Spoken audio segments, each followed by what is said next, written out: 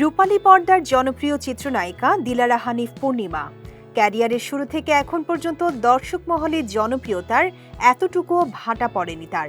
সময়ের সাথে সাথে নিজেকে নতুনভাবে উপস্থাপন করে বারবার আলোচনায় উঠে আসেন এই তারকা। অভিনয়ের পাশাপাশি সামাজিক যোগাযোগ মাধ্যমেও বেশ সরব তিনি। সম্প্রতি সামাজিক মাধ্যমে একগুচ্ছ ছবি শেয়ার করেছেন এই তারকা। শেয়ার করা ছবিতে গাঢ় সবুজ রঙের জমকালো পোশাকে দেখা গেছে অভিনেত্রীকে। পোশাক জুড়ে ছিল সোনালী নকশার সূক্ষ্ম কারুকাজ, যা তার সৌন্দর্যকে আরও রাজকীয় ও মোহনীয় করে তুলেছে। খোলা চুল, হালকা গ্ল্যাম মেকআপ আর বড় দোলে পূর্ণিমার উপস্থিতি যেন আলাদা এক আভিজাত্য তৈরি করেছে।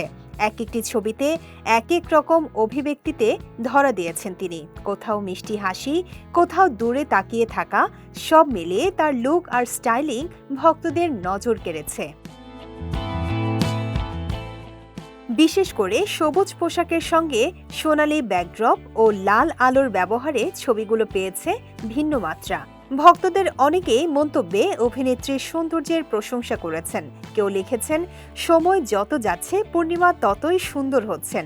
আবার কেউ বলেছেন, বাংলা চলচ্চিত্রের চিরসবুজ নায়িকা।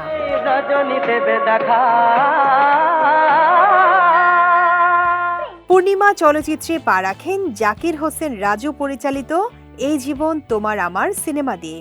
চলচ্চিত্রটি মুক্তি পায় 1997 সালে। তখন তিনি মাত্র ক্লাস 9-এর ছাত্রী ছিলেন।